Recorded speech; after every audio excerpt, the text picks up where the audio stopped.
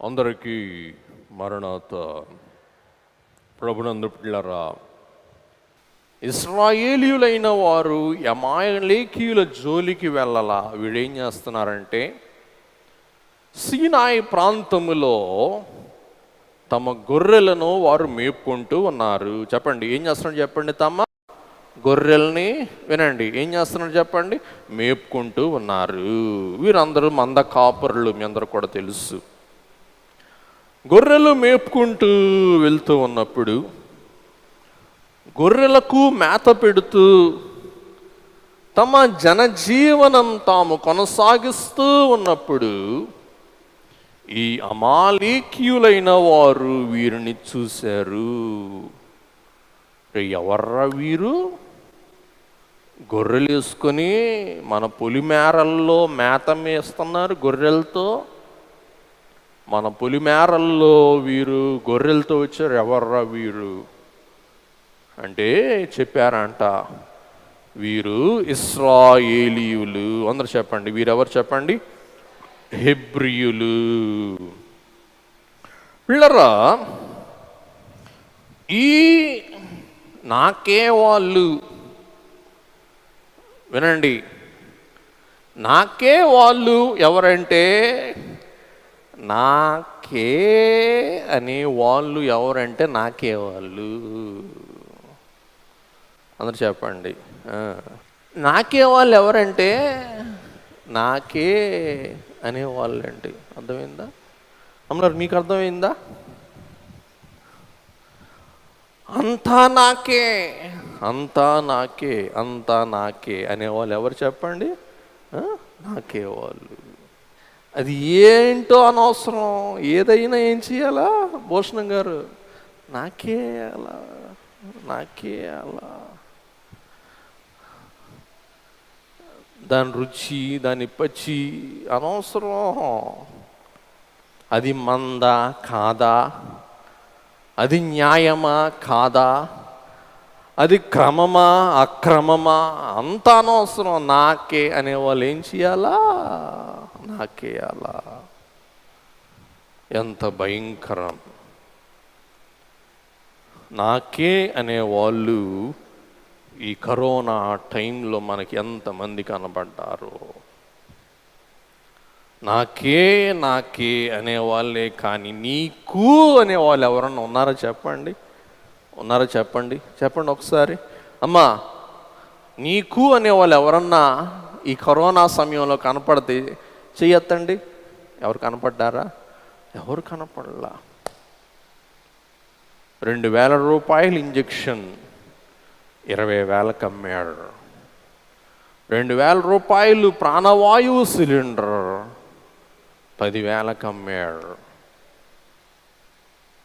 పిల్లరా, ఎంత వ్యాపారము చేశారో. పెద్దవారు మొదలుకొని చిన్నవారి వరకు నాకే నాకే నాకే.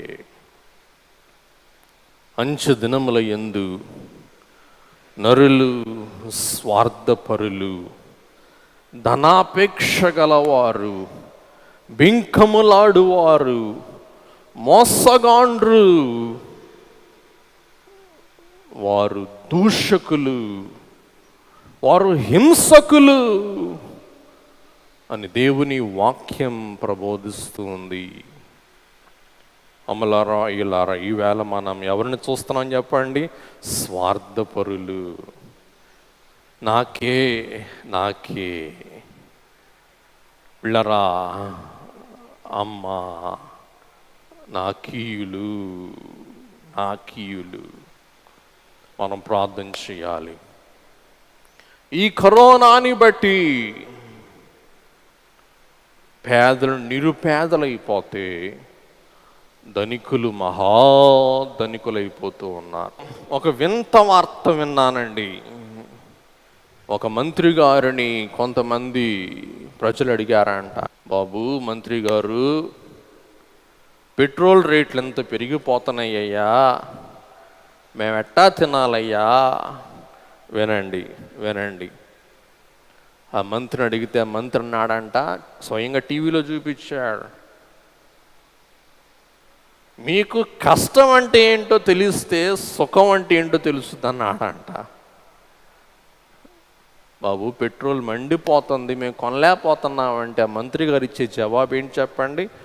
మీకు కష్టం అంటే ఏంటో తెలిస్తే సుఖం అంటే ఏంటో తెలుస్తుంది. ఏమి విచిత్రం పిల్లరా!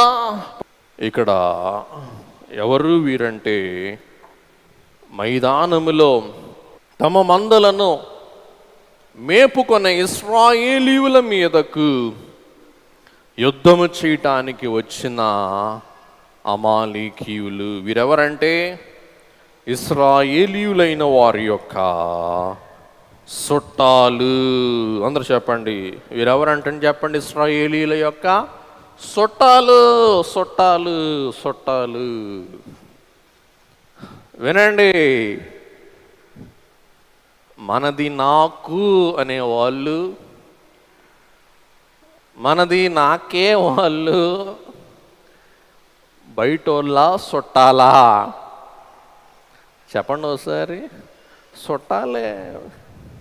బయటోళ్ళు మన జోలు రారు. ఎవరు చెప్పండి? మనకి విరోధులు మన చుట్టాలే.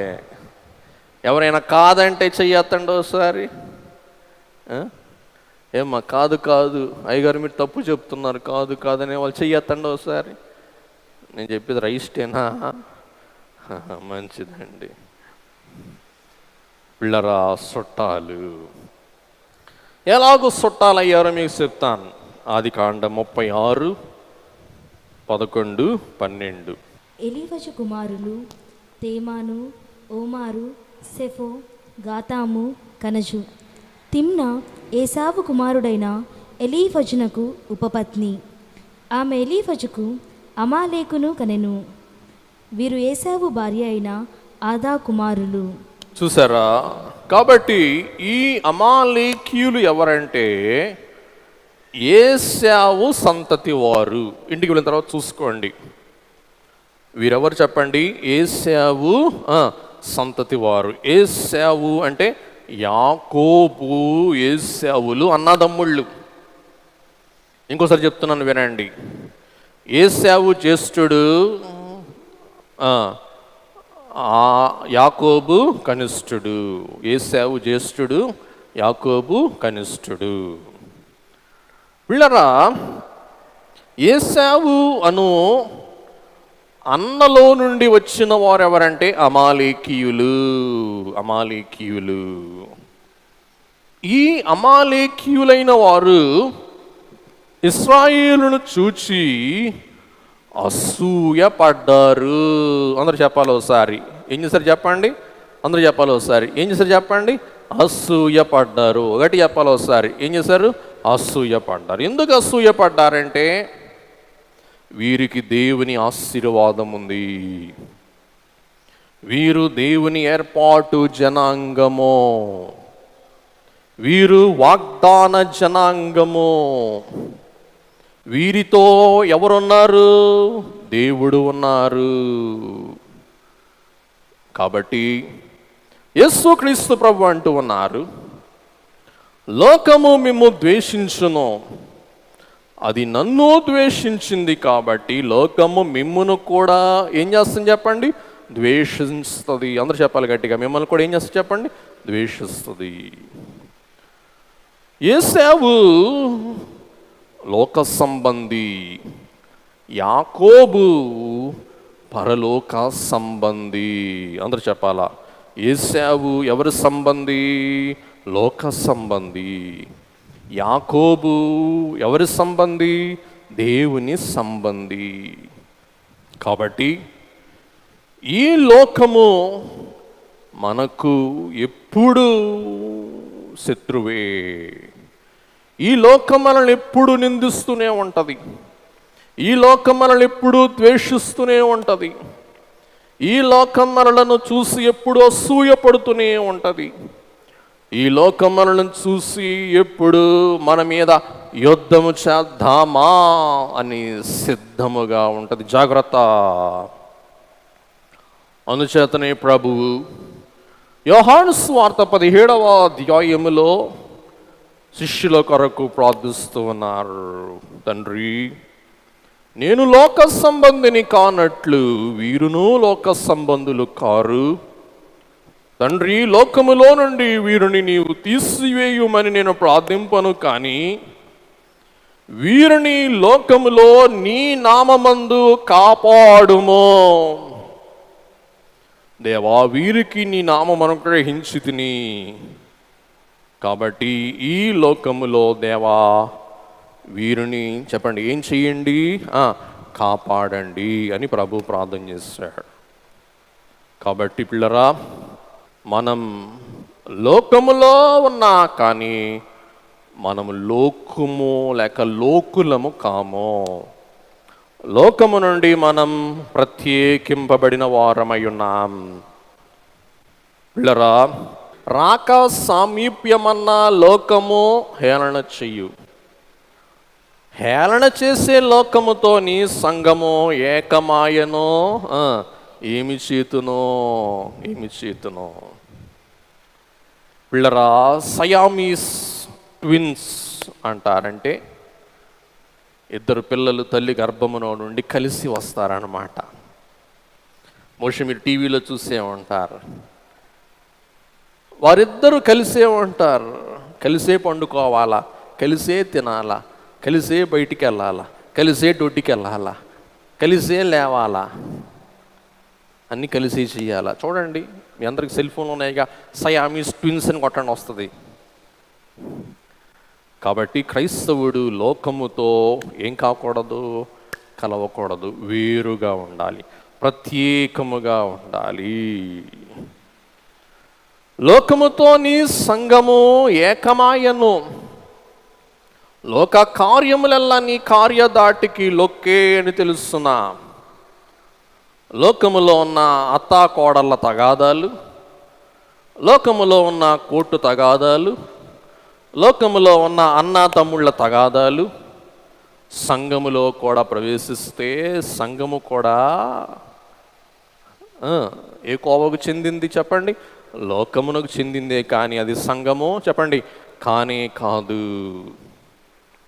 కాబట్టి ఈ అమాలేకీయులు ఇశ్రాయేలీయుల మీదకు నాకటానికి, యుద్ధము చేయటానికి వారు ప్రవేశించి వచ్చిన వారై ఉన్నారు. వీరు ఎలాగూ వచ్చారో అనే మాట మరి మనం చూస్తే, ఇశ్రాయేలు జనులైన వారి మీదకు యుద్ధానికి చెలరేగిన, యుద్ధానికి సన్నద్ధులైన మొట్టమొదటి జనాంగం అమాలేకు. అందరు చెప్పండి, ఎవరు చెప్పండి? అమాలేకు. సంఖ్యాకాండం 24వ అధ్యాయం 20వ వచనం. సంఖ్యాకాండం 24వ అధ్యాయం 20వ వచనం. మరియు అతడు అమాలేకీయుల వైపు చూచి ఉపమాన రీతిగా ఇట్లా నేను ఏమని, అమాలేకు అన్యజనములకు మొదలు. అద్దుగో, అమాలేకు అన్య జనములకు మొదలు, వాని అంతము నిత్యనాశనమే. అబ్బా, వారి అంతమో నిత్యనాశనమే. వీరే మొట్టమొదటి అన్యజనులు, వారి అంతమో నిత్యనాశనమే. సమూయేలు ప్రవక్త కూడా దావీదునకు సెలవిచ్చు మాట.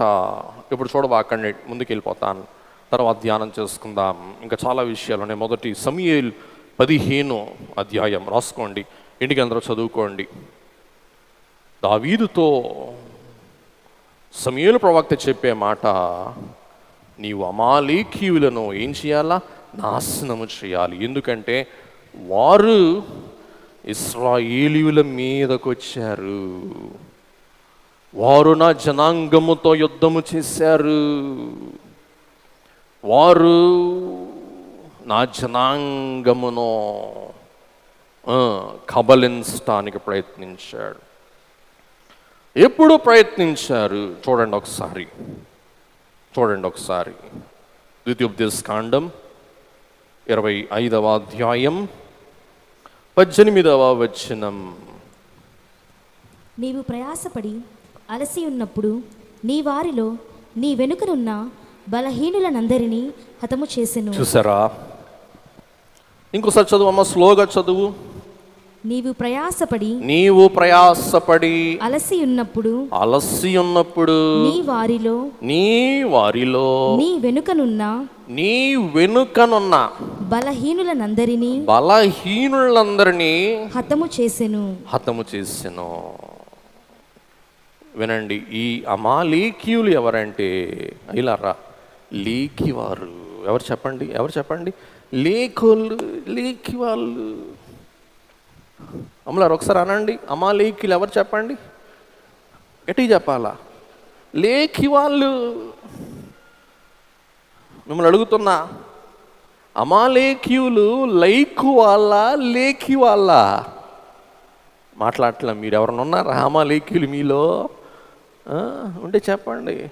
లేరుగా? మరి ఏం చెప్పడానికి భయపడతారే? అమాలేకీయులు అనే మాటలోనే ఉంది. ఎవరు చెప్పండి? మీరు లేఖి వాళ్ళు.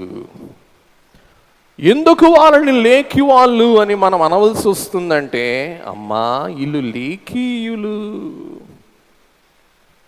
ఇశ్రాయేలు వారు ప్రయాసములో ఉన్నప్పుడు వారు పోరాటానికి వచ్చారు. అందరూ చెప్పండి, ఇశ్రాయేలీయులు చెప్పండి, ప్రయాసములో ఉన్నప్పుడు వారు చెప్పండి పోరాటానికి వచ్చారు. అమలారా